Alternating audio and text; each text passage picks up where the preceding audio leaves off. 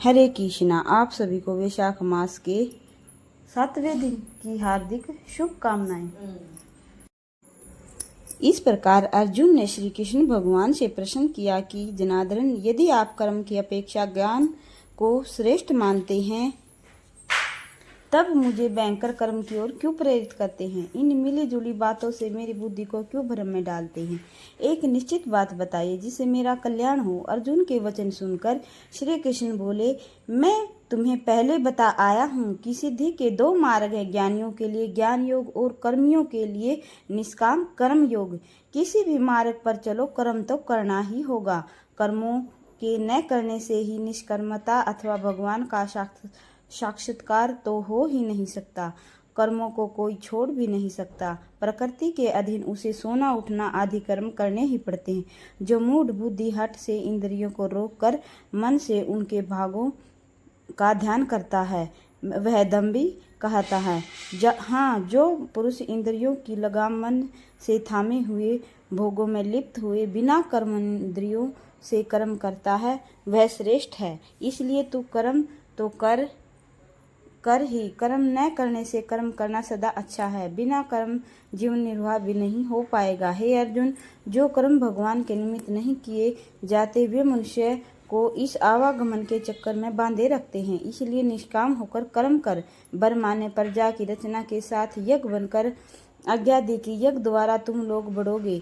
यह यज्ञ तुम्हारा कामधेनु रहेगा। तुम लोग यज्ञ द्वारा देवताओं को संतुष्ट करो, वे तुम्हें उन्नत करेंगे। इस प्रकार परस्पर उन्नति करते हुए परम कल्याण प्राप्त होगा।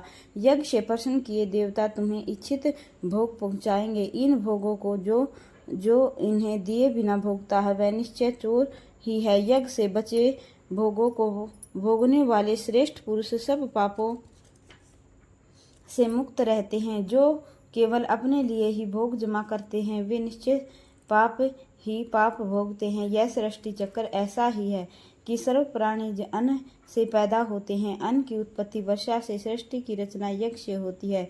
यज्ञ का अर्थ है सर्वोपकार कर्म। यह ब्रह्मादार्थ वेद ज्ञान से और ज्ञान अविनाशी परमात्मा से मिलता है। इस प्रकार सर्वव्यापी परमेश्वर की प्रतिष्ठा सदा यज्ञ में है। जो पुरुष इस सृष्टि चक्र के अनुसार नहीं वर्तता वह पापी व्यर्थ ही जीता है। परंतु जो पुरुष आत्म तत्व में लीन और उससे संतुष्ट रहता है उसके लिए कुछ भी कर्तव्य नहीं है। इसलिए हे अर्जुन, तू अनासक्त रहकर कर्म करता जा। इस प्रकार कर्म करने वाला मनुष्य ईश्वर को प्राप्त करता है। जनक आदि संतों ने ऐसे ही कर्म योग से सिद्धि पाई थी। फिर लोक हितार्थ भी कर्म करने ही चाहिए। कारण कि भले आदमी को देख दूसरे पुरुष उसका अनुसरण करते हैं। हे अर्जुन, मुझे ही देख, तीनों लोकों में मुझे सब कुछ प्राप्त है तो भी मैं संध्या तर्पण पितृ सेवा आदि सत्कर्म तो करता ही हूँ। यदि मैं आलसी हो सत्कर्म भी त्याग बैठूं तब मुझको देख सभी सत्कर्मों को छोड़ बैठेंगे। सब लोग नष्ट हो जाएंगे, प्रजा में वर्ण संकरता हो जाएगी और मैं सारी प्रजा का अविनाशी कहलाऊंगा। अतएव हे अर्जुन, अज्ञानी पुरुष आस्कित कर्म करते हैं वैसे ही ज्ञानी पुरुष लोगों की शिक्षा के लिए आस्कित रहित कर्म करते हैं। कर्म करना छोड़कर अज्ञानियों में कर्म के प्रति अश्रद्धा उत्पन्न न होने दे, अपितु स्वयं समता बुद्धि रखता हुआ उनसे भी वैसा ही कर्म करावे। हे अर्जुन, वस्तुत तो कर्म प्रकृति के गुणों द्वारा किए हुए होते हैं और अहंकार वाला पुरुष कहता है मैं करता हूँ, ऐसा समझता है। परंतु जो ज्ञानी पुरुष गुण विभाग और कर्म विभाग के तत्व को जानता है, आत्मा को इन दोनों से निर्लेप अनुभव कराता है, वह जानता है कि गुण गुणों में वर्तते हैं, इसलिए वह कर्मों से सुखी अथवा दुखी नहीं होता।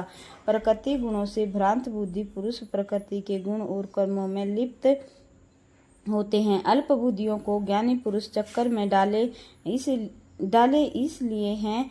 हे अर्जुन, आत्मविमुख होकर मुझ में सब कर्मों को अर्पित कर आशा और ममता को त्याग निश्चित हो युद्ध कर।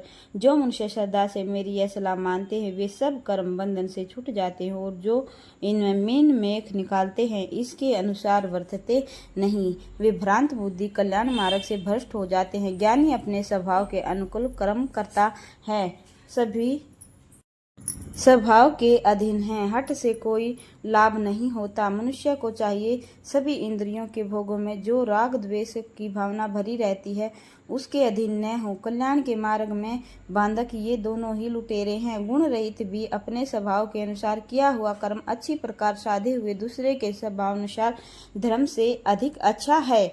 सब धर्म के साधन में जीवन खपा देना कल्याण कारक है, दूसरे का धर्म भयंकर कारक होता है। यह सुनकर अर्जुन ने पूछा, हे यदुपति, यह तो बताइए कि न चाहते हुए भी मानव खांडे के जोर से पुरुष से पाप कौन कराता है। भगवान श्री कृष्ण ने कहा, रजोगुण से उत्पन्न काम और क्रोध है जो मनुष्य को पाप की ओर ले जाता है। इसकी भूख बहुत बड़ी है, यह बड़ा पापी है, इसको तू अपना वैरी जान।